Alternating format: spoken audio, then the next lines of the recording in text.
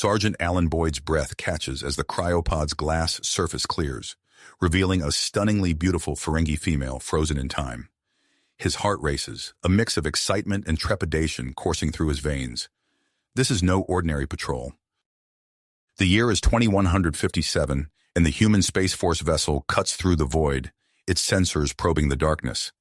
An abandoned asteroid looms ahead, unremarkable save for the faint energy signatures pulsing from its core.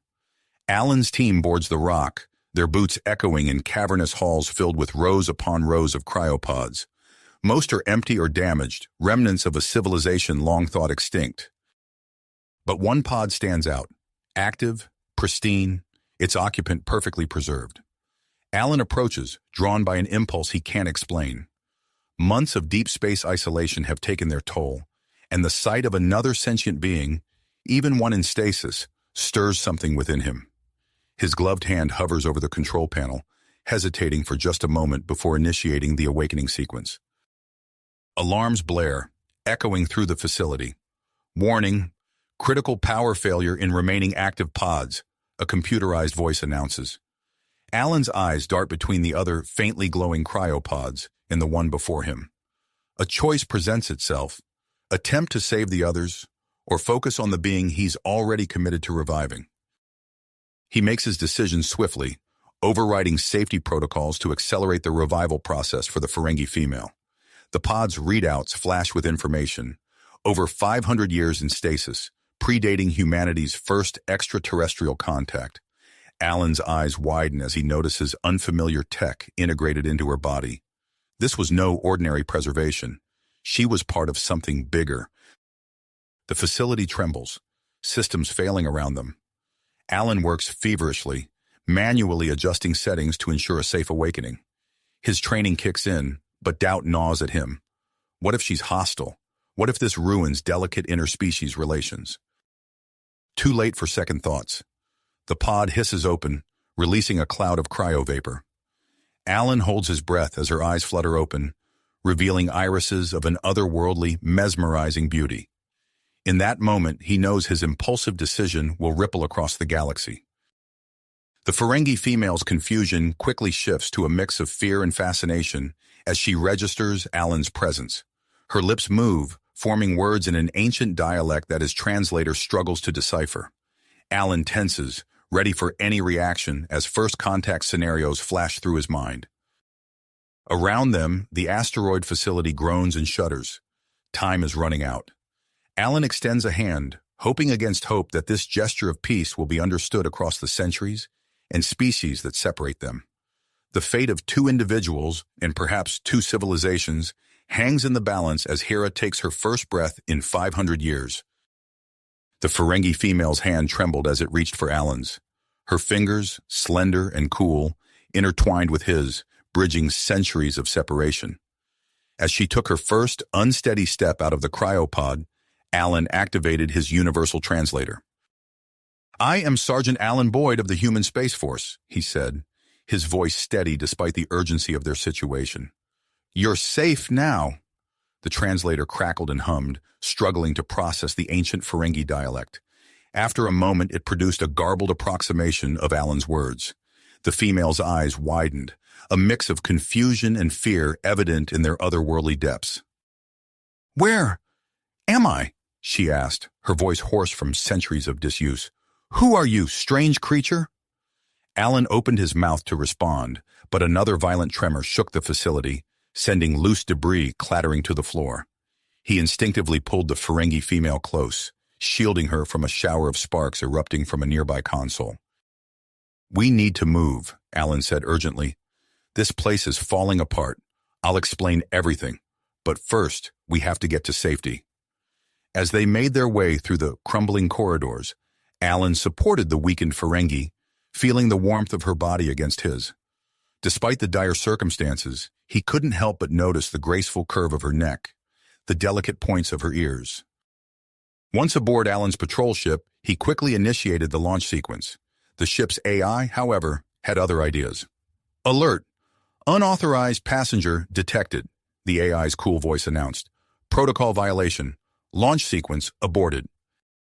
Alan cursed under his breath. "Override code Boyd Alpha 79, he barked, knowing full well the consequences of his actions. As the ship detached from the disintegrating asteroid, Alan guided them to a safe distance. Only then did he turn to face the Ferengi female, who was staring at him with a mixture of curiosity and apprehension. "I know you have questions," Alan began, his voice softening.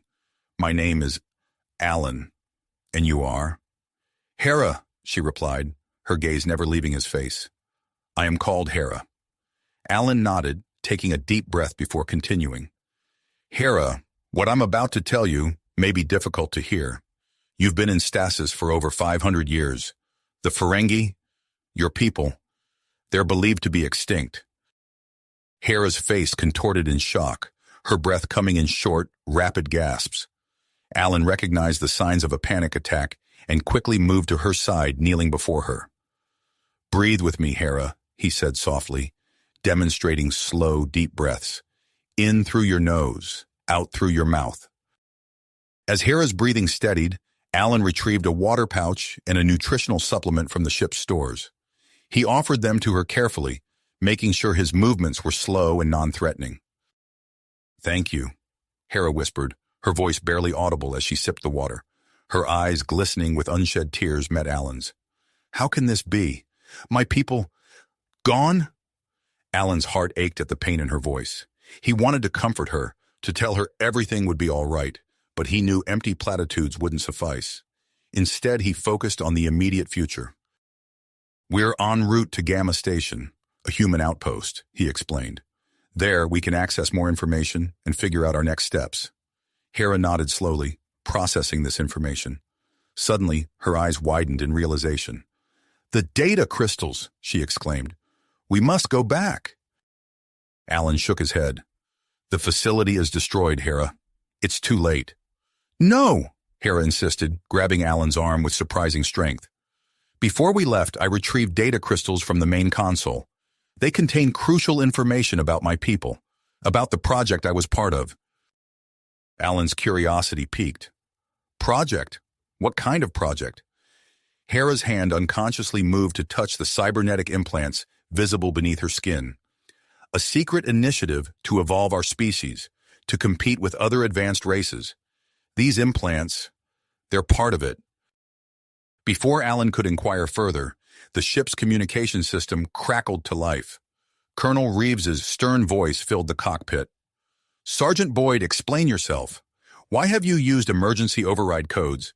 And who is the unidentified alien passenger?" Alan's heart made. He knew this moment would come, but facing it was another matter entirely. He glanced at Hera, seeing the fear and uncertainty in her eyes. In that moment, he made a decision. "Colonel," Alan replied, his voice firm, "I've rescued a survivor from an ancient Ferengi facility. Request permission to dock at Gamma Station for debriefing." There was a long pause before the colonel responded. "Permission granted, Sergeant, but be warned, you'll have a lot of explaining to do." As Alan guided the ship towards the looming structure of Gamma Station, he felt Hera's presence beside him. She stood at the view screen, her eyes wide with wonder at the sight of the bustling outpost. "Your world," she murmured. "It's so different from what I remember." Alan nodded, acutely aware of the warmth radiating from her body, so close to his. "It's your world now, too, Hera," he said softly. "Whatever happens, I promise I'll help you find your place in it." Their eyes met, a moment of unspoken understanding passing between them. As the docking procedures began, Alan knew that their journey together was only just beginning. As the docking procedures began, Alan felt a mix of anticipation and dread. He knew the moment they set foot on Gamma Station, everything would change. Hera stood close beside him, her eyes fixed on the approaching structure. The ship shuddered as it locked into place. Alan took a deep breath, steeling himself for what was to come. "Stay close to me," he murmured to Hera. She nodded, her hand instinctively reaching for his. The airlock hissed open, revealing a sight that made Alan's heart sink. A security team stood at attention, weapons raised and trained on their position. At their head stood Lieutenant Commander Marcus Chen, his expression unreadable. "Sergeant Boyd, step out slowly with your hands visible," Chen's voice rang out, crisp and authoritative. Alan complied, gently guiding Hera behind him. As they emerged, the security team tightened their formation. Chen's eyes widened almost imperceptibly at the sight of Hera, but his professional demeanor never wavered. By order of Colonel Reeves, you are both to be placed in separate quarantine chambers for medical examination and debriefing, Chen announced. Please comply peacefully. Alan felt Hera tense beside him. He gave her hand a reassuring squeeze before releasing it. It's standard procedure, he explained softly. We'll be okay. As they were led away, Alan caught glimpses of curious onlookers gathering at a distance. Word of their arrival had clearly spread quickly through the station. He could only imagine the rumors already circulating. The quarantine chambers were stark and clinical. Alan sat on the edge of a narrow bed, his mind racing. Hours passed before the door finally opened, revealing a holographic projection of Colonel Reeves. The colonel's face was a mask of barely held-back fury. Sergeant Boyd, you have some explaining to do, Reeves began, his voice low and dangerous. Unauthorized use of emergency override codes, an alien passenger of unknown origin. Do you have any idea of the shitstorm you've unleashed? Alan straightened his posture, meeting the colonel's gaze. Sir, I understand the severity of my actions, but what I discovered on that asteroid facility could rewrite our understanding of galactic history.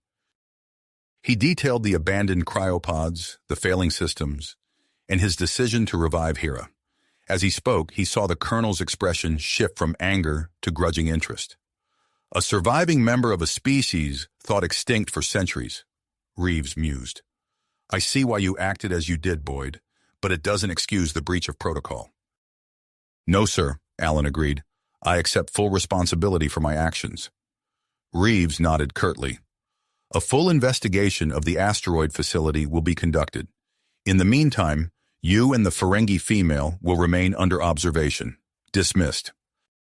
As the hologram flickered out, Alan slumped back onto the bed. He'd avoided immediate court-martial, but he knew this was a long way to go. In her own quarantine chamber, Hera underwent a battery of medical tests. Dr. Elena Rodriguez, the station's chief medical officer, worked with a mix of excitement and caution as she examined Hera's unique physiology. Fascinating, Dr. Rodriguez murmured, studying a holographic display of Hera's internal systems. These cybernetic implants, they're integrated at a cellular level. I've never seen anything like it. Hera watched the doctor work. Her own curiosity piqued. Can you tell me more about them? She asked hesitantly.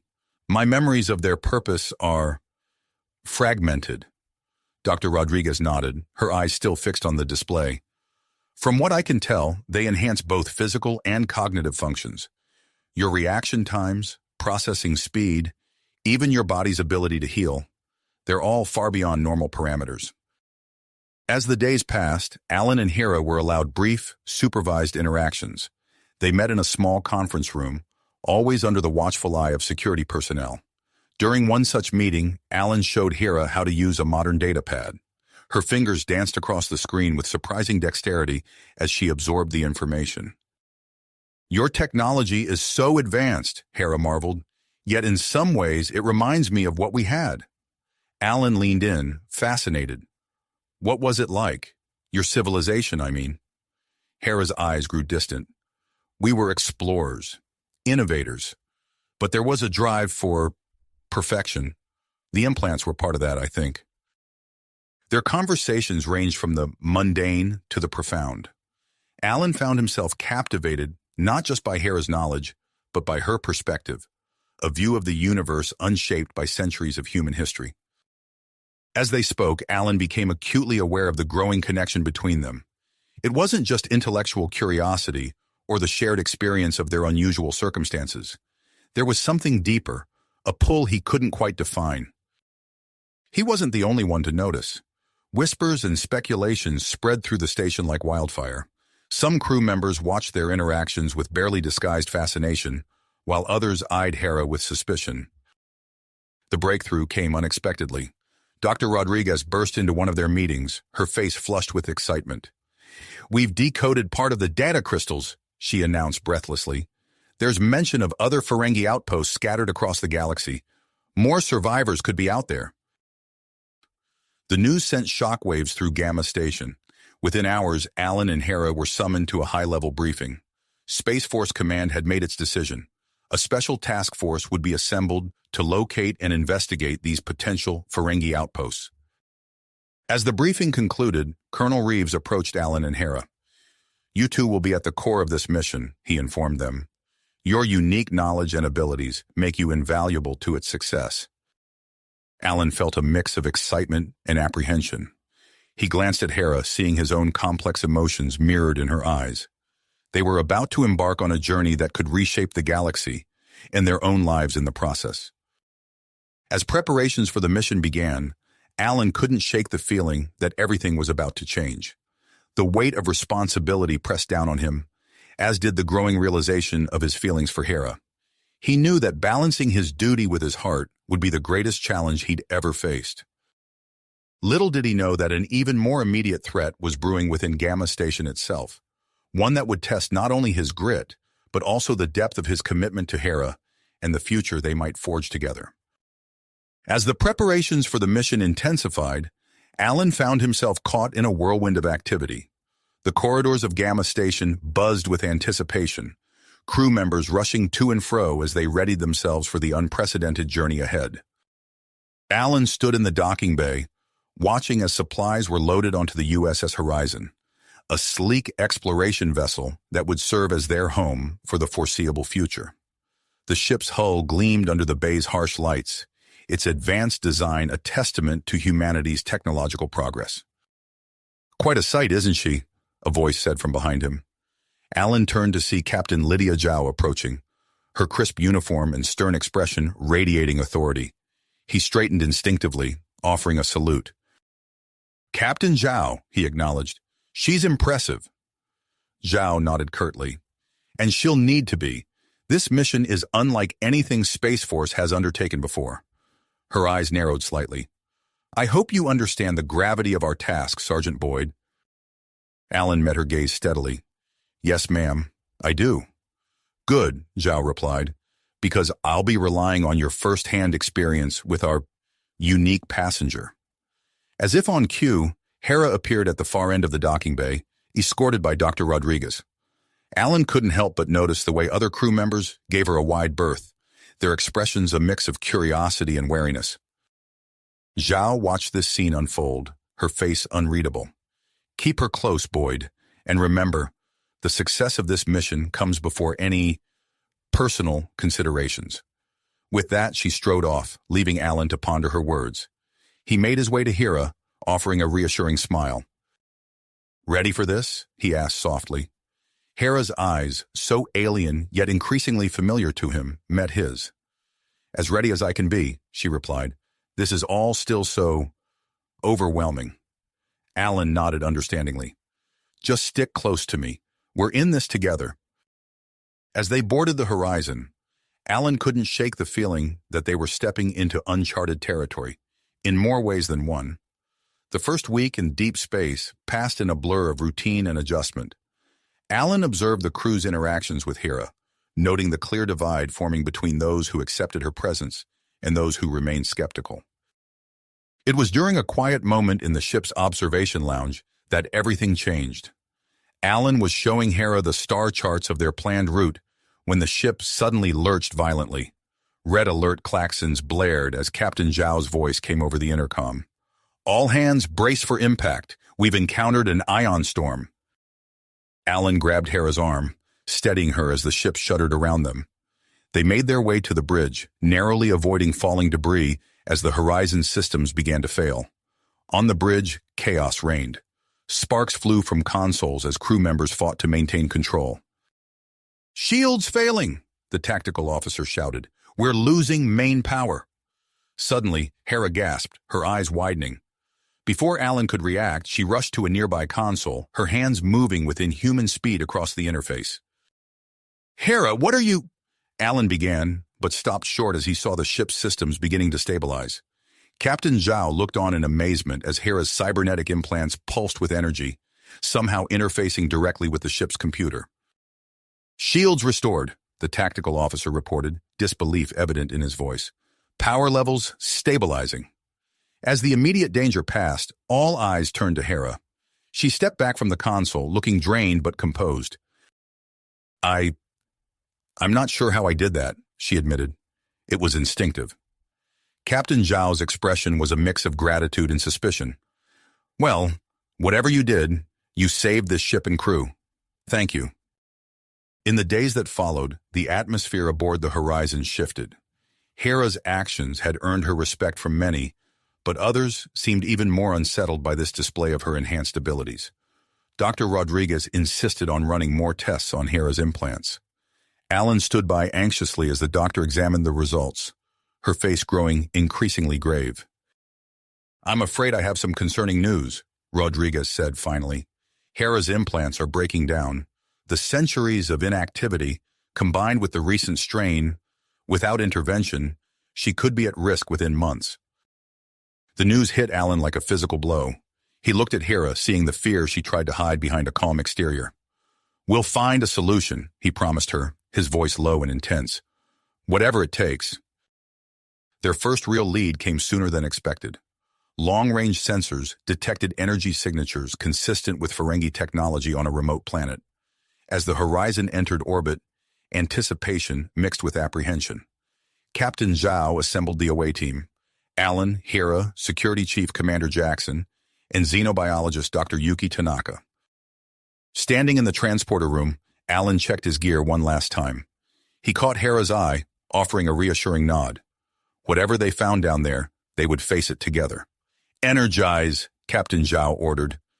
And in a shimmer of light, the away team vanished from the horizon, materializing on the surface of an alien world that could hold the key to Hera's past, and perhaps her future. The dense jungle that greeted them was a far cry from the sterile environment of the Horizon. Massive trees towered overhead, their canopies blocking out much of the alien sun's light. The air was thick with humidity and the calls of unseen creatures. Readings indicate the Ferengi facility is 2 kilometers in that direction, Dr. Tanaka reported, gesturing with her tricorder. As they made their way through the undergrowth, Alan kept a watchful eye on their surroundings.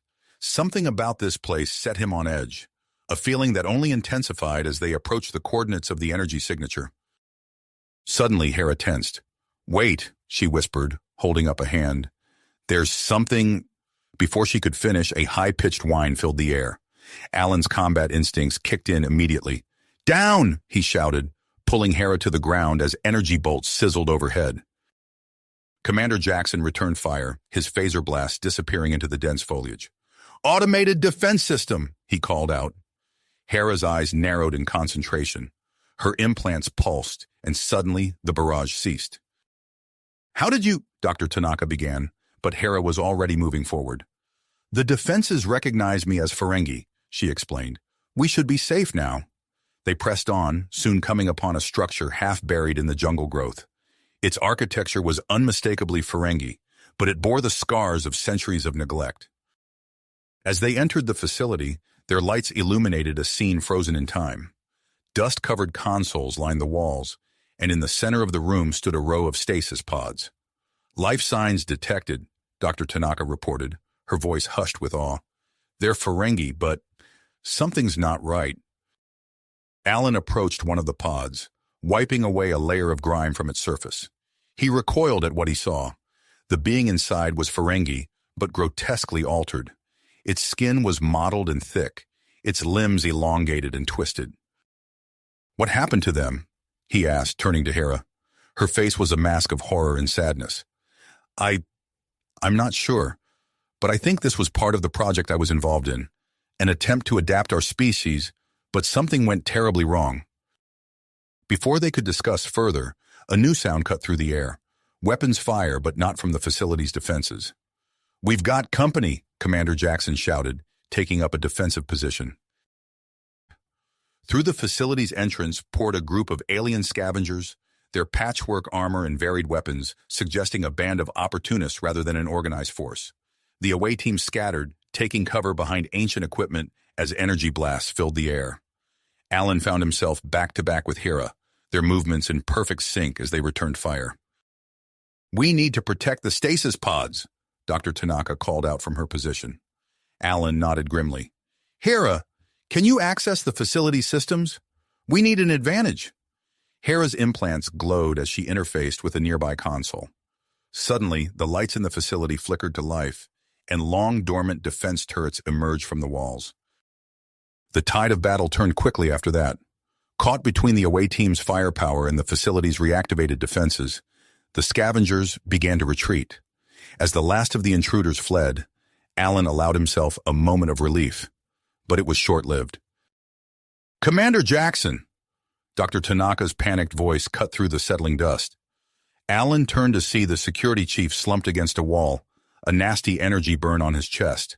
He rushed over, Hera close behind. It's bad, Tanaka said, her medical tricorder beeping ominously. We need to get him back to the ship. But before they could call for emergency transport, Hera knelt beside Jackson. Her implants pulsed with energy as she placed her hands on his wound. Hera, what are you? Alan began, but stopped as he saw the injury beginning to heal before his eyes. Commander Jackson gasped, his eyes flying open as color returned to his face. What? How? Hera sat back, visibly drained. I'm not sure, she admitted. It just felt right. The moment was interrupted by the chirp of Alan's communicator. Boyd here, he answered. Captain Zhao's voice came through, tense and urgent. We've detected a massive, unidentified vessel approaching your location at high speed. You need to evacuate immediately. Alan looked around the room, his mind racing. They couldn't leave the stasis pods, but there was no time to prepare them for transport. Understood, Captain, he replied. We're on our way. As the team prepared to leave, Alan noticed a hidden panel behind one of the consoles. His instincts told him it was important. Hera, help me with this, he called out. Together they managed to open the panel, revealing a cache of advanced Ferengi technology and data crystals. We can't leave this, Hera said, her eyes wide. It could hold the key to saving my people. And me. Alan knew they were disobeying orders, but he couldn't ignore the potential importance of this discovery. You're right, let's grab what we can and go.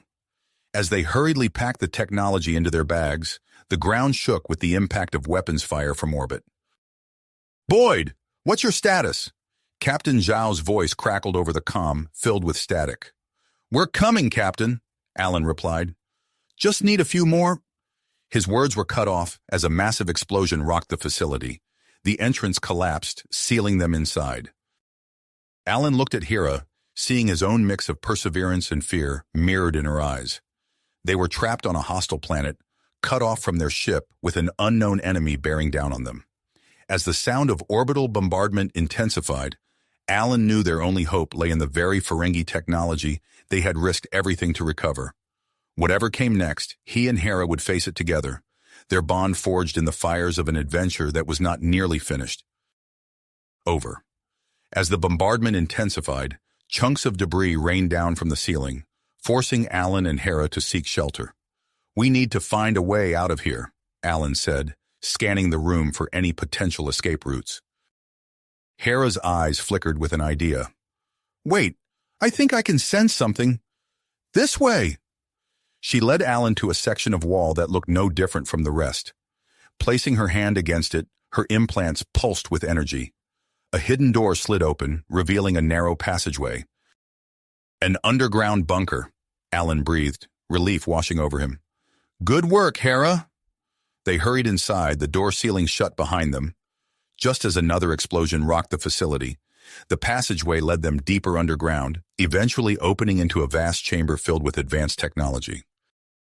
As they entered, a series of lights flickered to life, illuminating rows of consoles and unfamiliar equipment. Suddenly, a high-pitched whine filled the air as an automated defense system activated. Get down! Alan shouted, pulling Hera behind a console as energy beams crisscrossed the room. Hera's face contorted with concentration. Her implants glowed brightly as she interfaced with the bunker's systems. The defense grid powered down, but the effort left Hera gasping in pain. Hera, are you all right?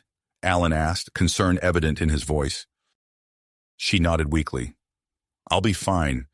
It's just the strain on my implants. They're deteriorating faster than we thought.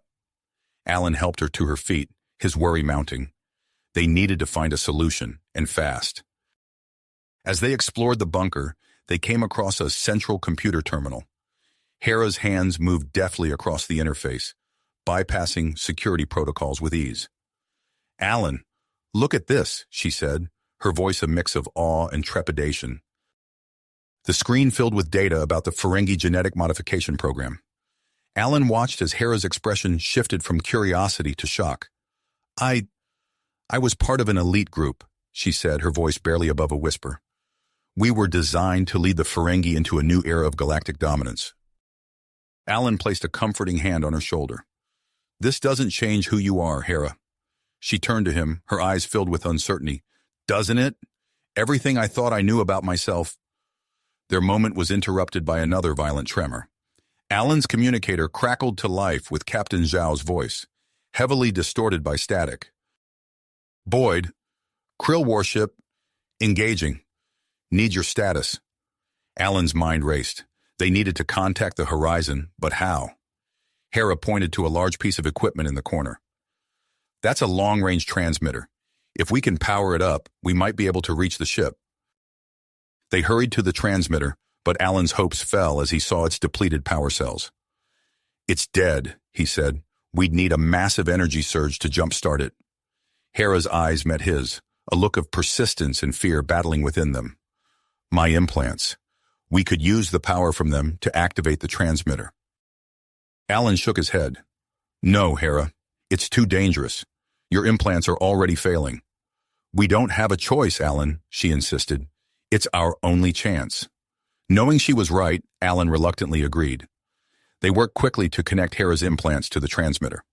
As they made the final preparations, Alan found himself drawn to Hera's unwavering courage. "Hera, he began, struggling to find the right words. She looked at him, understanding in her eyes. Without thinking, Alan leaned in, their lips meeting in a passionate kiss. For a moment, the chaos around them faded away. The moment was shattered by the sound of a Krill landing craft touching down nearby. They broke apart, the reality of their situation crashing back. "Ready?" Alan asked, his hand hovering over the activation switch. Hera nodded, bracing herself. Alan flipped the switch, and Hera's body tensed as energy flowed from her implants into the transmitter. The machine hummed to life, but Hera collapsed to her knees, clearly weakened. Alan quickly sent out a distress signal to the horizon, praying it would get through. He helped Hera to her feet, supporting her weight. "We need to move," he said urgently. "The Krill will be here any minute."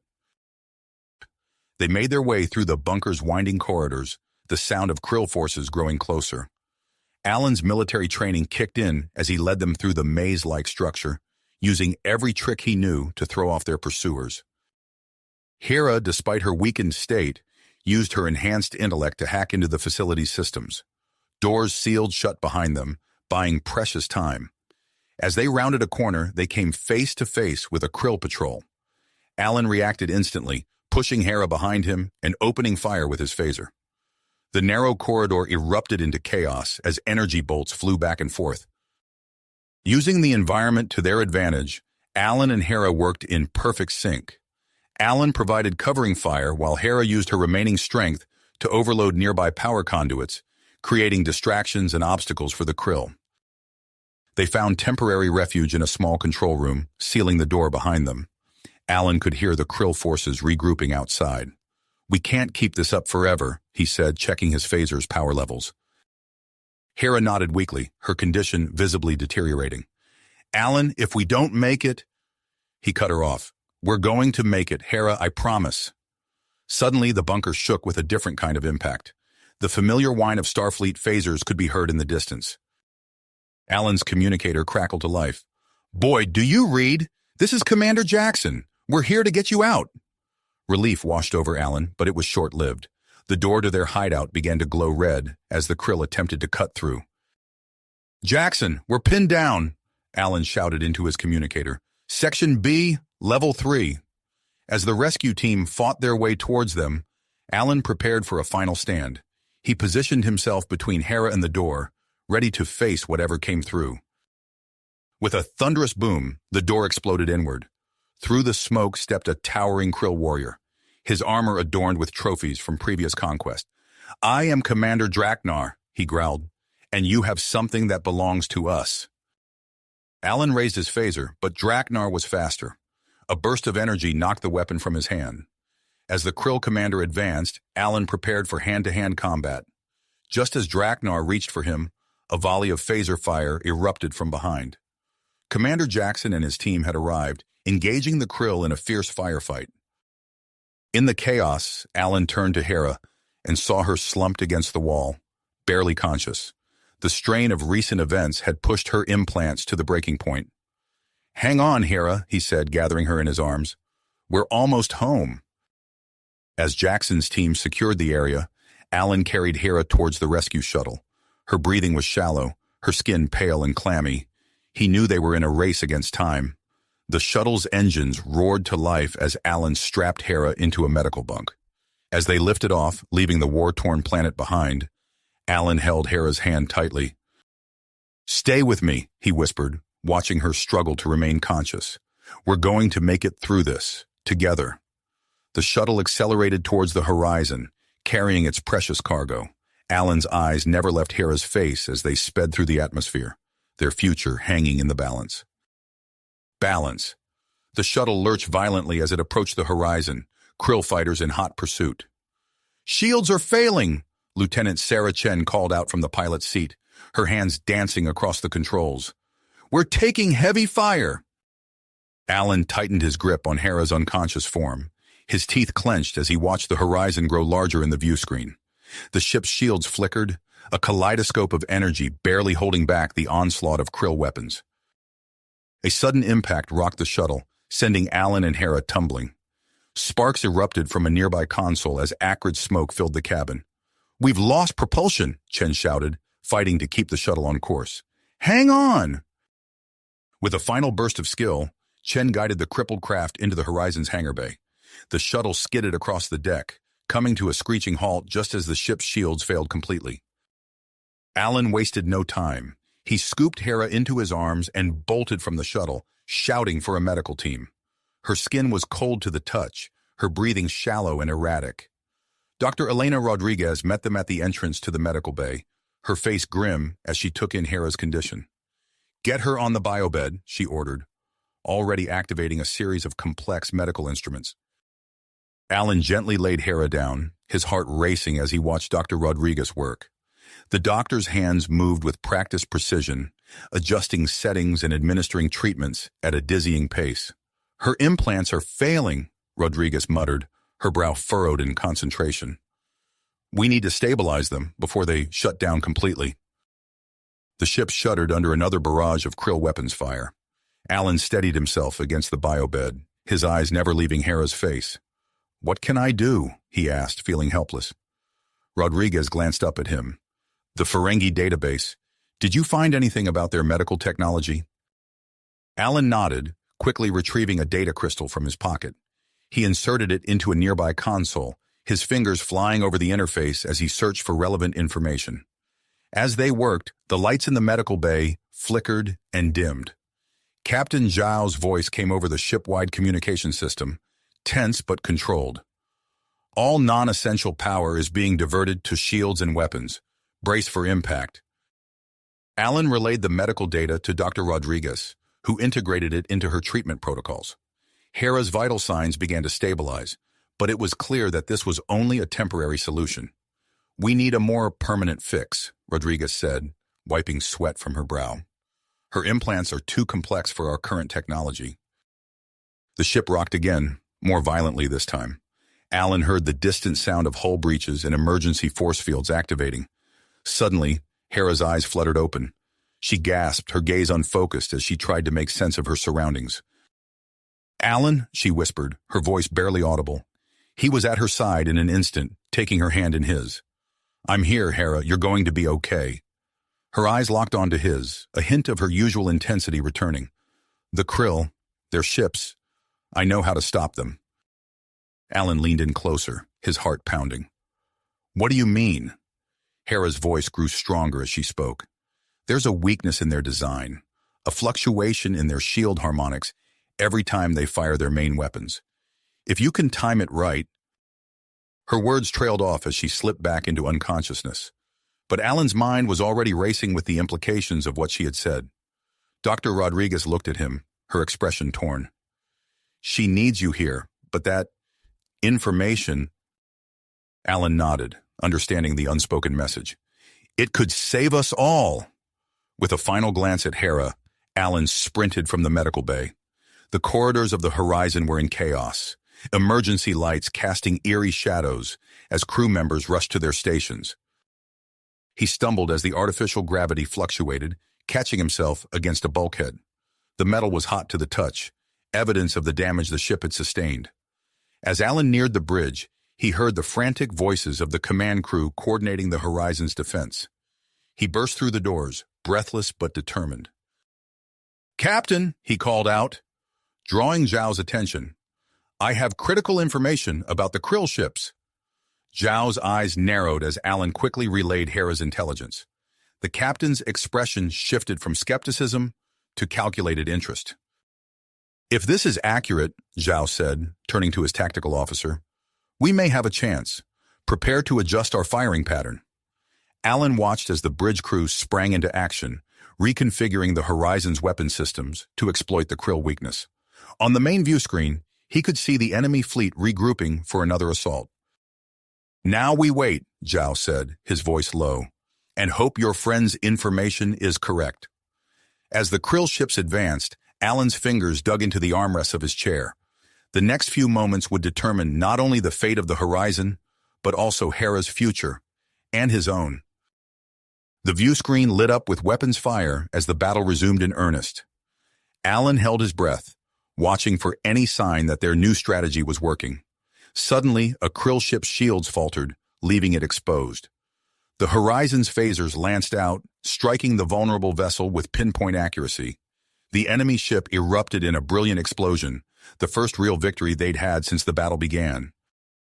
A cheer went up from the bridge crew, but Alan knew the fight was far from finished. As the remaining krill ships adjusted their tactics, he silently urged the Horizon to hold together just a little longer. His thoughts turned to Hera, lying in the medical bay, fighting her own battle for survival. Whatever happened next, Alan vowed to see her through this, to explore the connection that had formed between them in the crucible of danger and discovery. The bridge rocked as another volley of krill weapons found their mark. Damage reports flooded in from all decks. Alan gripped his console tightly, his eyes fixed on the battle unfolding before them, knowing that every second they held out was another chance for Hera to survive, for the crew to pull off a miracle, for hope to prevail in the face of overwhelming odds. The Horizon shuddered under another barrage of krill fire, but the tide of battle had turned. With each perfectly timed shot, another enemy vessel fell silent, their shields collapsing under the precision assault. As the last krill warship retreated, a collective sigh of relief swept through the bridge. Captain Zhao turned to Alan, a rare smile breaking through his stoic demeanor. "Well done, Lieutenant. Your friend's intel may have just saved us all." Alan nodded, but his thoughts were already racing back to the medical bay. "Permission to check on hit." The captain cut him off with a wave. "Go. We'll handle things here." Alan sprinted through the corridors, dodging repair crews and stepping over debris. When he burst into the medical bay, he found Dr. Rodriguez hunched over Hera's biobed, her face etched with concern. "How is she?" Alan asked, breathless. Rodriguez shook her head. "Stable, but barely. We need more advanced facilities, expertise we don't have on board. Her implants are unlike anything I've ever seen." As if on cue, Captain Zhao's voice crackled over the comm system. "All hands, this is the captain. We're setting course for Starbase 47, ETA 3 hours. Damage control teams, prioritize life support and propulsion." Alan felt a mix of relief and anxiety. Starbase 47 was their best hope for saving Hera, but it also meant bringing her into the heart of human-controlled space. He glanced at her pale face, her features taut with pain, even in unconsciousness. Whatever risks lay ahead, they were worth taking. The journey to Starbase 47 passed in a blur of activity. Alan split his time between the bridge, where he helped coordinate repair efforts, and the medical bay, where he kept a constant vigil over Hera. As they approached the massive space station, he watched her vital signs fluctuate, each dip sending a spike of fear through his heart. The Horizon glided into the starbase's immense docking bay, its scarred hull a testament to the battle they'd survived. Before the docking clamps had even engaged, a team of medical personnel was rushing aboard, led by a tall woman with piercing green eyes. Dr. Samantha Reeves, she introduced herself briskly, already reviewing Hera's medical data. We'll take it from here. Alan watched helplessly as they transferred Hera to a hovering stretcher. As they prepared to move her, her eyes fluttered open, focusing on Alan with surprising clarity. "Don't leave me," she whispered, her voice barely audible. Alan grasped her hand, feeling the weakness in her grip. "I won't. I promise." He followed the medical team through the starbase's winding corridors, ignoring the curious stares of passing crew members. The advanced medical facility was a hive of activity, with doctors and nurses of various species working in perfect synchronization. Dr. Reeves directed them to a private room filled with equipment Alan didn't recognize. As they transferred Hera to the biobed, the doctor turned to Alan. "I need to know everything. Her physiology, her implants, any data you've gathered." For the next hour, Alan recounted every detail of their encounter with Hera, from the Ferengi ship to the battle with the Krill. Dr. Reeves listened intently, occasionally interrupting to ask for clarification or additional information. As a team of xenobiologists and cybernetics experts began their work, Alan found himself relegated to the sidelines. He paced the small room, watching anxiously as they ran scans and administered treatments he couldn't begin to understand. Time seemed to stretch endlessly. Alan was vaguely aware of the commotion outside, of the Horizon's crew being debriefed, of repair teams swarming over the damaged ship. But his world had narrowed to this room, to the steady beep of Hera's vital signs monitor. He was so focused on Hera that he almost missed the raised voices in the corridor outside. The door slid open, revealing Captain Zhao in heated discussion with a stern-faced man in an admiral's uniform. "Lieutenant Boyd," Zhao called, her voice tight. "A word, please." Alan reluctantly stepped into the hallway, casting one last glance at Hera's still form. The admiral fixed him with a penetrating stare. "Lieutenant, I'm Admiral Victor Petrov.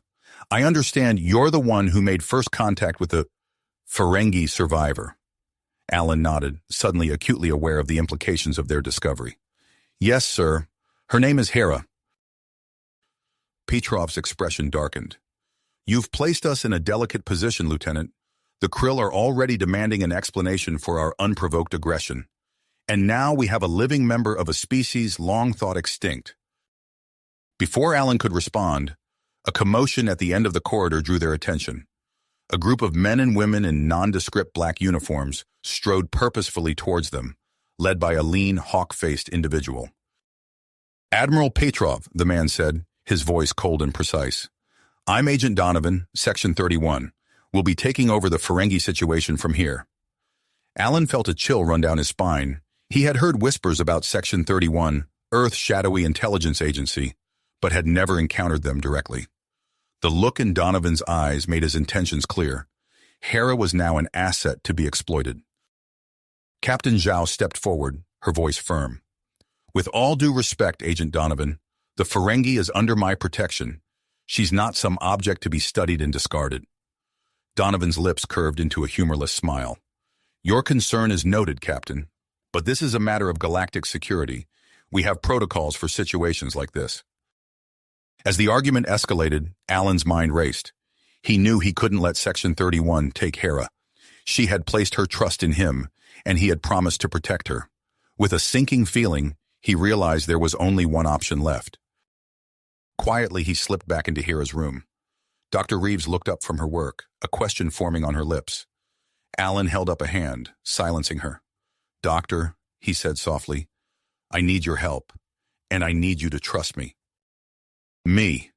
His voice was low, urgent. "We need to get Hera out of here, now." Dr. Reeves's eyes widened, but she nodded, quickly disconnecting Hera from the monitoring equipment. Alan gently lifted Hera into his arms, her body alarmingly light. "There's a maintenance shaft behind that panel," Dr. Reeves whispered. pointing to a seemingly innocuous wall section. "It leads to the shuttle bay. I can buy you a few minutes, but after that..." Alan nodded grimly. "Thank you, Doctor, for everything." As Dr. Reeves stepped out to distract the arguing officials, Alan triggered the hidden panel and slipped into the narrow passageway with Hera. The musty air and dim emergency lighting made navigation difficult, but adrenaline pushed him forward. Hera stirred in his arms, her eyes fluttering open. "Alan, what's happening?" "We're getting out of here," he replied, his voice tight with concentration as he maneuvered through the cramped space. "Can you walk?" She nodded weakly, and he set her down, keeping an arm around her waist for support. They moved as quickly as they could, the distant sounds of alarms echoing through the station. When they reached the shuttle bay, Alan's heart sank. Security personnel were everywhere, checking each vessel. Then he spotted a familiar face, Captain Zhao, standing next to a small, nondescript shuttle. "Lieutenant," Zhao said quietly as they approached, her expression unreadable. "I believe you'll find this vessel's navigation system already programmed with some interesting coordinates." Alan's eyes widened in understanding. "Captain, Zhao held up a hand. "I don't know anything about any escaped patients or stolen shuttles. Now, if you'll excuse me, I have a crew to debrief." As the captain walked away, Alan and Hera quickly boarded the shuttle. His hands flew over the controls, bypassing security protocols with codes he realized Zhao must have provided. The shuttle's engines hummed to life just as shouts erupted from the bay entrance. Alan didn't hesitate, punching the throttle and sending them hurtling out of the starbase and into open space. "Hold on," he warned Hera, engaging the warp drive. The stars streaked into lines as they jumped to warp, leaving Starbase 47 and their pursuers far behind. Alan let out a breath he hadn't realized he'd been holding, turning to check on Hera. She was slumped in her seat, pale but alert. "Where are we going?" Alan checked the pre-programmed coordinates. "I'm not sure, but wherever it is, Captain Zhao thought it was our best option." As the shuttle emerged from warp, they found themselves in orbit around a lush, uncharted planet. Dense jungles and vast oceans dominated its surface, untouched by any signs of advanced civilization. "It's beautiful," Hera murmured, pressing a hand against the viewport.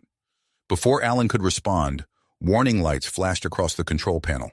The shuttle shuddered violently, systems failing in rapid succession.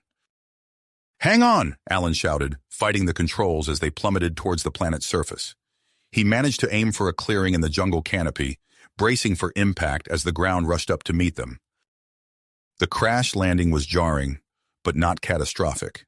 When the dust settled, Alan found himself sprawled on the shuttle floor, ears ringing. He scrambled to his feet, ignoring the aches in his body as he checked on Hera. She was conscious, a small cut on her forehead, but otherwise unharmed. "We made it," she said, a hint of wonder in her voice.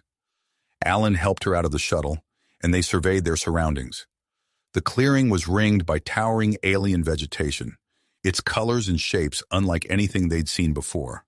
Strange bird-like creatures called in the distance, and the air was thick with unfamiliar scents. "We need to salvage what we can from the shuttle," Alan said, slipping back into survival mode, "and set up some kind of camp before nightfall." They worked quickly, gathering emergency rations, medical supplies, and a portable communication device. As the alien sun began to set, casting a purplish glow over the landscape, they had a makeshift shelter constructed from parts of the shuttle's hull. Hera sat by the small fire Alan had managed to start, her eyes closed in concentration. "It's strange," she murmured. "I can feel my implants, changing, adapting to something in this planet's environment." Alan looked at her with concern, but she waved off his worry. "It doesn't hurt. It feels right, somehow." As the unfamiliar stars appeared in the alien sky, Alan and Hera huddled close, the weight of their situation settling over them. They were alone on an unknown world, pursued by forces that saw Hera as a threat or an asset to be controlled. "What do we do now?" Hera asked softly. Alan gazed out into the mysterious jungle that surrounded them. "We survive, we explore, and we figure out why Captain Zhao sent us here. There must be something on this planet, something important. Hera nodded, her hand finding his in the growing darkness. Whatever it is, we'll face it together. As they drifted off to sleep, lulled by the strange sounds of their new home, neither could have imagined the wonders and dangers that awaited them in the days to come. The ancient ruins hidden in the jungle, the primitive yet intelligent Zarkai, and the secrets of Hera's own enhancements, all lay undiscovered, waiting to reshape their destiny and perhaps the future of the galaxy itself. As the first rays of the alien sun peeked over the horizon, Alan and Hera stirred from their uneasy sleep. The events of the past few days took a toll on their minds as they surveyed their makeshift camp. "We can't stay here," Alan said, his voice low and urgent. "It's only a matter of time before they track us down." Hera nodded, her cybernetic implants gleaming in the early morning light. "Agreed, but where can we go?" As if in answer to her question, a soft hum emanated from the dense jungle behind them. Alan and Hera exchanged a quick glance before cautiously approaching the source of the sound. Pushing aside the thick foliage, they gasped in unison. Before them stood an ancient alien vessel, its sleek lines and iridescent hull a stark contrast to the primitive surroundings. Vines and moss partially obscured its form, but there was no mistaking its advanced design. "It must have been here for centuries," Alan breathed, running his hand along the smooth surface. As they drew closer, the ship's systems began to power up, responding to Hera's presence. A previously invisible hatch slid open, inviting them inside. "I think it likes you," Alan quipped, but his voice held a note of awe. They entered the vessel, marveling at the pristine interior. As Hera approached the control panel, her implants pulsed with an eerie blue light. The ship's AI interface sprang to life, holographic displays filling the air around them. "It's communicating with me," Hera said, her eyes wide with wonder. "I can control it with my thoughts." Alan watched in amazement as Hera interfaced with the ship's systems, her fingers dancing over the holographic controls. "Can you get us out of here?" Hera nodded, a small smile playing on her lips. "Hold on tight." The engines hummed to life, and the vessel rose smoothly from its resting place. As they cleared the planet's atmosphere, Alan's tactical training kicked in. "We need to cloak," he said urgently. "Section 31 will be looking for us." No sooner had he spoken than the ship shimmered and vanished from sight. Hera grinned at him. "Already done. This ship's cloaking technology is beyond anything I've ever seen." As they navigated through unfamiliar star systems, Alan found himself drawn to Hera in a way he hadn't expected. Her persistence, her quick thinking, and the vulnerability beneath her strength stirred something within him. Days passed as they evaded their pursuers, each moment bringing them closer. They shared stories of their past, their hopes for the future, and the fears that haunted them.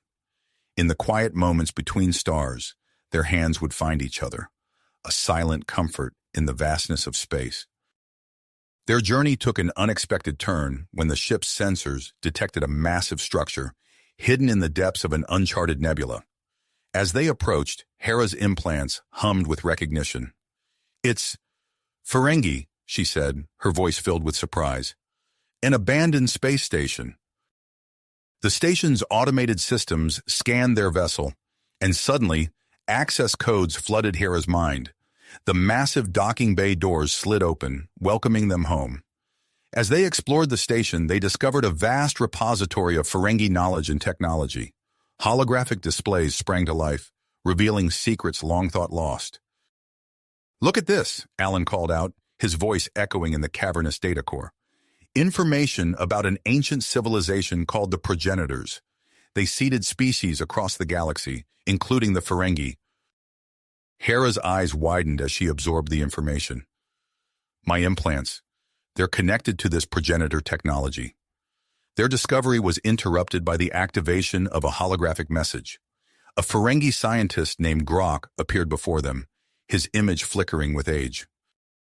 "If you're seeing this," the hologram began, "it means our experiment has succeeded. You, my dear, are the key to unlocking the full potential of Ferengi evolution." Grok's message continued, explaining Hera's role in a secret project to harness progenitor technology.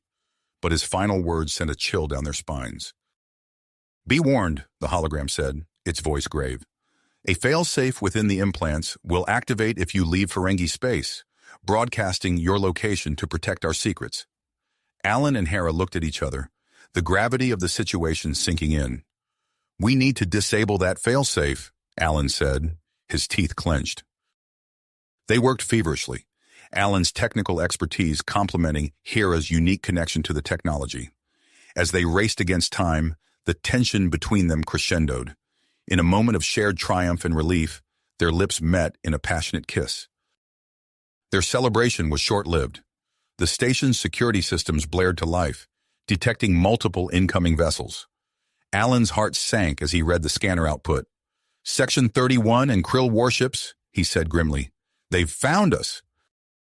Hera's face set in a determined expression. Not for long. Help me download everything we can. There's a weapon system here, something the progenitors designed. We can use it to escape. As they frantically prepared for their departure, Alan couldn't help but marvel at the woman beside him. In the face of overwhelming odds, Hera stood tall, her spirit unbroken.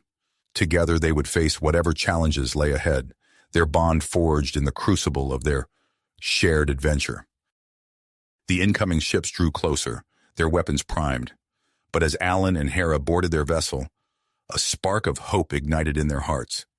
With the progenitor technology at their fingertips and their unwavering trust in each other, they prepared to once again brave the vast, uncharted reaches of space. Space. As they emerged from the nebula, Hera's implants hummed with an unfamiliar frequency.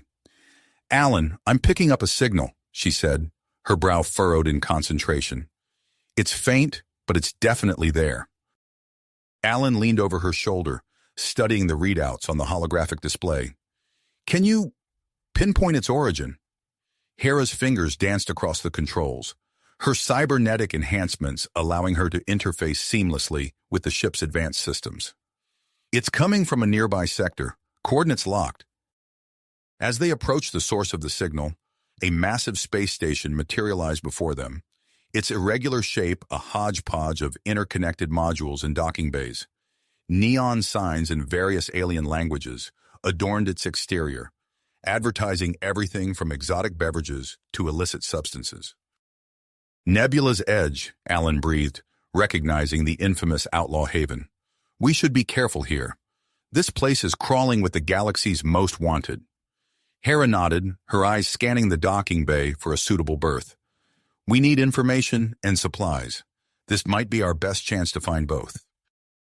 As they maneuvered their ship into a secluded docking port, Alan activated the vessel's advanced security protocols.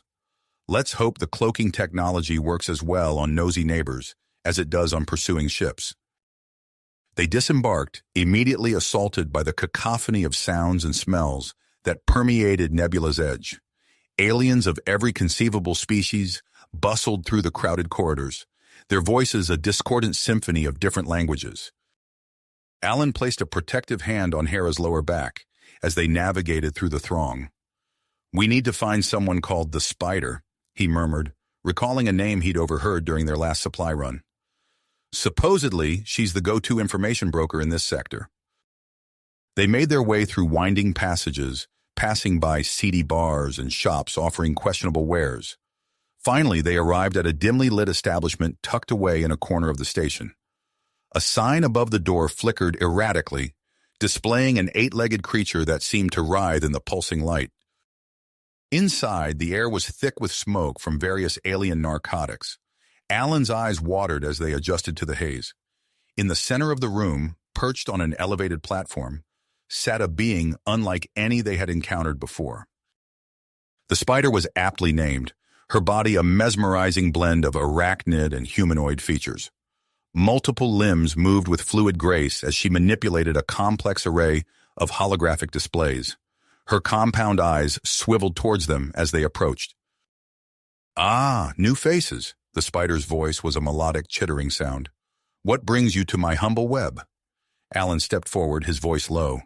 We need information about a hidden progenitor outpost. The Spider's mandibles clicked in what might have been amusement. Progenitor technology? My, you two are playing a dangerous game. She leaned forward, her eyes gleaming. What do you offer in exchange for such valuable information? Hera spoke up, her voice steady. Access to some of the progenitor technology we've already acquired. The spider's limbs twitched with excitement. Now that is an intriguing proposition. Very well, let us discuss terms. As they negotiated, Alan couldn't shake the feeling that they were being watched. His suspicions were confirmed when the spider suddenly stiffened, her eyes darting to a shadowy corner of the room. "You must leave," she hissed urgently. "Your pursuers are closer than you think."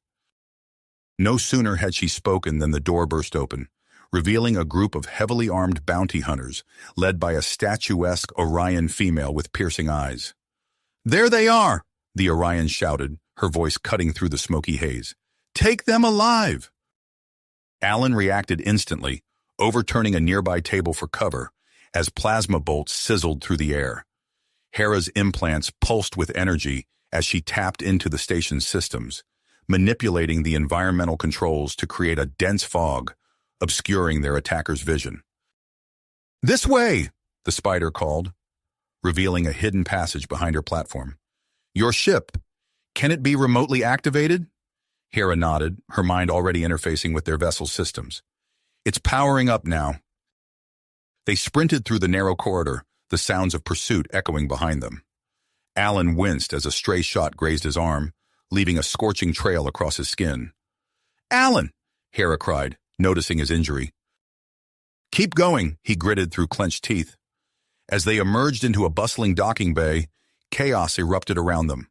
Alarms blared as the station's security systems, manipulated by Hera's cybernetic intrusion, began sealing off sections and creating obstacles for their pursuers.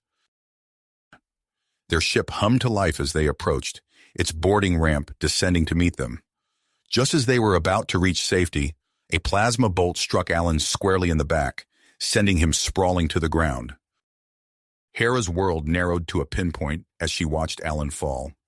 With strength born of desperation, she dragged him up the ramp, the ship's hatch sealing behind them as shots ricocheted off its hull. As Hera took control of the ship, her implants interfacing seamlessly with its systems, she glimpsed the arrival of Section 31 and Krill vessels through the view screen. The station's defenses engaged the newcomers, creating a chaotic three-way battle that allowed them to slip away unnoticed, cloaking technology rendering them invisible to sensors. With trembling hands, Hera set a course for the coordinates provided by the spider, a nearby asteroid field that supposedly concealed the hidden progenitor outpost. As the ship navigated the treacherous gravitational anomalies, Hera tended to Alan's wounds, her heart pounding with fear and an emotion she was only beginning to understand. "Stay with me," she whispered, applying a regenerative patch to his injured back. "We're almost there." As they approached a massive, hollowed-out asteroid, Hera felt a familiar resonance within her implants. Ancient systems stirred to life, recognizing her unique progenitor-enhanced signature. The asteroid's exterior shimmered, revealing a vast docking bay that welcomed them home. Little did they know that this sanctuary would soon become a battleground, as forces beyond their control converged on their location, drawn by the promise of power and the secrets of an ancient civilization. As Hera helped Alan to his feet, the outpost systems hummed to life around them, setting in motion events that would change the course of galactic history. As Hera helped Alan to his feet, the outpost systems hummed to life around them, setting in motion events that would change the course of galactic conflict. The moment their ship docked, the outpost's ancient defenses stirred. Holographic displays flickered to life, bathing the cavernous command center in an eerie blue glow. Alan's tactical instincts kicked in as he surveyed the incoming data. "We've got company," he said, his voice taut with urgency. "Multiple fleets converging on our position." Hera's implants pulsed, connecting her to the facility's vast network. "I'm detecting Section 31 Krill and Ferengi signatures. They've found us." Alan's fingers flew across the control panels, activating the outpost's advanced defense systems. A holographic representation of the asteroid field materialized before them, showing the approaching enemy forces as swarms of red dots. "The AI Guardian is online," Alan reported. "It's helping me coordinate our defenses." Together, they orchestrated a complex series of automated responses, using the asteroid field's gravitational anomalies to create a labyrinthine defensive perimeter. Asteroids shifted, creating narrow corridors and dead ends that would confuse and separate the incoming fleets. As Alan focused on the tactical display, a sudden gasp from Hera drew his attention. She stood rigid, her body enveloped in a soft, pulsating light. The transformation they had witnessed earlier was reaching its climax. "Hera?" Alan called out, concern etching his features. Her eyes snapped open, now glowing with an otherworldly energy. When she spoke, her voice resonated with newfound power and knowledge. "I understand now, Alan. I can see everything." Hera joined him at the command center, her enhanced abilities allowing her to interface directly with the outpost systems. As her consciousness merged with the ancient technology, streams of data flowed through her mind. The first wave of enemy ships entered the asteroid field. Section 31 vessels, sleek and nearly invisible to conventional sensors, attempted to slip through the defenses. Alan and Hera worked in perfect synchronization, their complementary skills creating an impenetrable defense. "They're trying to flank us from Sector 7, Alan warned, his eyes fixed on the tactical display. Hera nodded, her mind already reaching out to the outpost sensor array. "I see them. Adjusting gravitational fields now." A group of Section 31 ships suddenly found themselves caught in a powerful gravitational eddy, their stealth systems rendered useless as they tumbled through space. As they repelled the initial assault, the Krill fleet launched a massive attack on the asteroid field's outer defenses. Their energy weapons tore through smaller asteroids, creating a deadly debris field that threatened to overwhelm the outpost shields.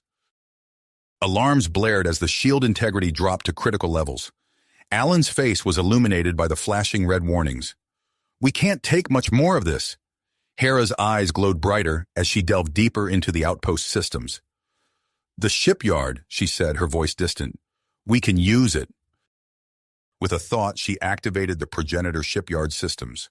Half-completed vessels, dormant for millennia, hummed to life. They rose from their construction bays, their unfinished hulls gleaming in the starlight. "Incredible," Alan breathed as he watched the ships take up defensive positions around the outpost. As the battle raged on, a massive Ferengi warship appeared at the edge of the asteroid field. Its imposing silhouette dwarfed the other vessels, overflowing with weapons of unknown design. A transmission cut through the chaos of battle. The image of a Ferengi appeared on the main viewer, his sharp teeth bared in a predatory grin. "I am Grand Nagus Zek," he announced, his voice dripping with smug confidence. "And I have come to claim what is rightfully ours." Alan stepped forward, his eyebrows furrowed. "This outpost doesn't belong to you or anyone else. Leave now, while you still can." Zek's laughter echoed through the command center. "Oh, but I'm not here for the outpost, human. I'm here for her." His eyes fixed on Hera, glinting with avarice. The ultimate product of Ferengi ingenuity and progenitor technology. Hera stiffened, her hands clenching into fists. "I'm not anyone's property, Nagus." "Perhaps not," Zek conceded, his grin widening. "But you will surrender yourself to us, or we'll reduce this entire asteroid field to cosmic dust." He gestured to a massive weapon mounted on his ship's prow. "This prototype can destabilize the gravitational balance of this entire sector. You have 1 hour to comply." The transmission cut off, leaving Alan and Hera standing in stunned silence. The battle outside raged on, but now a new countdown had begun, one that could spell doom for them all. Alan turned to Hera, commitment etched on his face. "We need to find a way to neutralize that weapon. There has to be something in the progenitor database that can help us." Hera nodded, her mind already sifting through countless terabytes of ancient knowledge.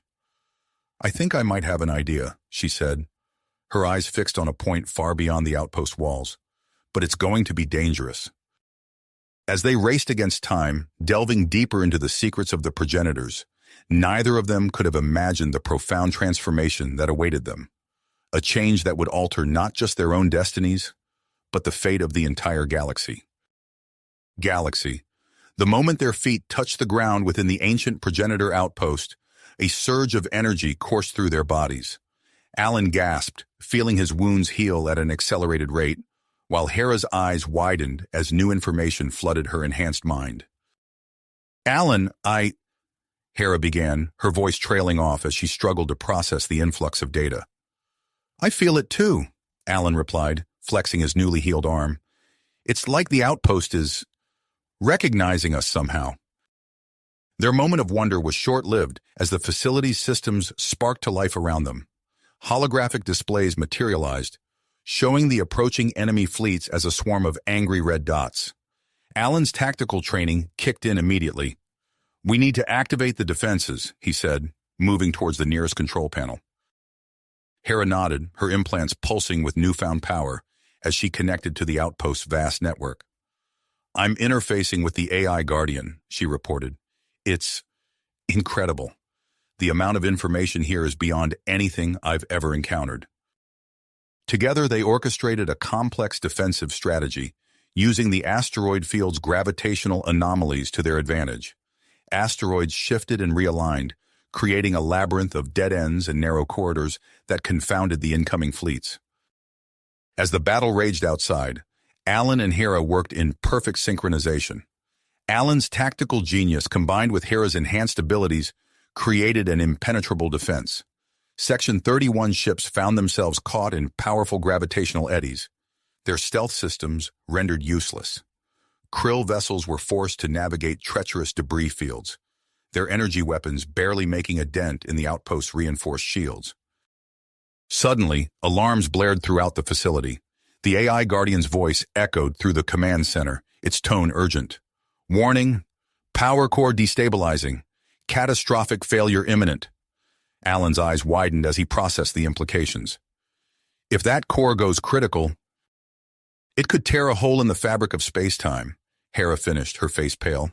Without a word, they sprinted towards the central core, their bodies moving with inhuman speed and agility. The corridors blurred around them as they raced against time, the facility trembling beneath their feet. They burst into the core chamber, greeted by a terrifying sight. The massive power core pulsated wildly, arcs of energy lashing out and melting nearby equipment. The air crackled with raw power, making their hair stand on end. "We need to stabilize it," Alan shouted over the roar of energy. "Can you interface with the systems?" Hera nodded, her eyes glowing as she connected to the progenitor technology. "I'm in, but it's chaos. The energy patterns are too erratic." Alan's mind raced, analyzing the situation with enhanced clarity. "Look for weak points in the energy flow. If we can redirect the surges—" They moved in concert, their actions perfectly synchronized. Alan identified vulnerabilities in the core's structure, calling them out as Hera used her connection to reroute power and contain the surges. Their movements became a graceful dance, anticipating each other's needs without words. As they worked, holographic projections flickered to life around them. Ethereal figures of past progenitors observed their efforts, nodding in silent approval. The spectral beings began to assist, their ancient knowledge supplementing Alan and Hera's efforts.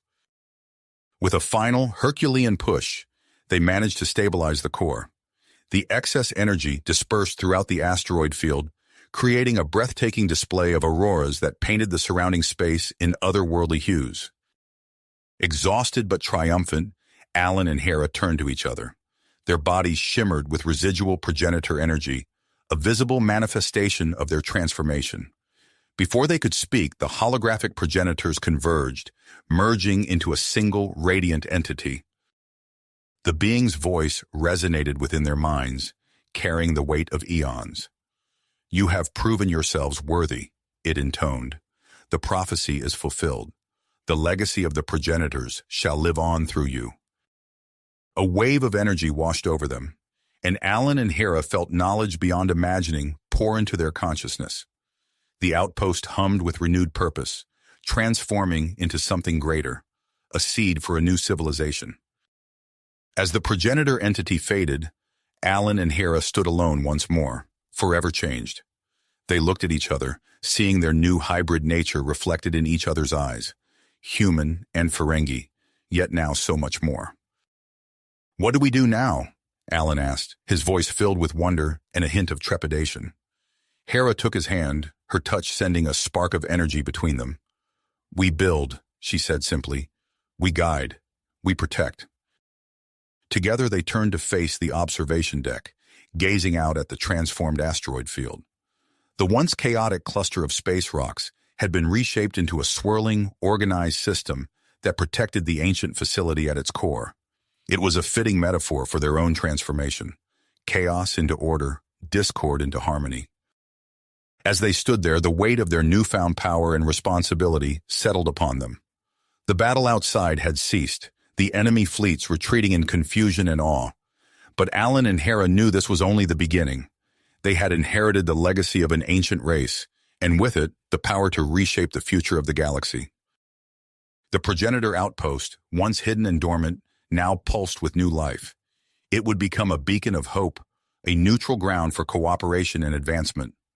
And at its heart stood Alan and Hera, no longer just a human and a Ferengi, but the guardians of a new age. As the first rays of a nearby star crept over the horizon of a slowly rotating asteroid, Alan and Hera shared a look of persistence. Their journey had only just begun, and the future stretched out before them, full of endless possibilities. You have reached the end of the story. If you enjoyed this story and want to support us, please leave a like and subscribe to our channel, and for every comment that says 88, I will heart every single one of them. Thank you for your time.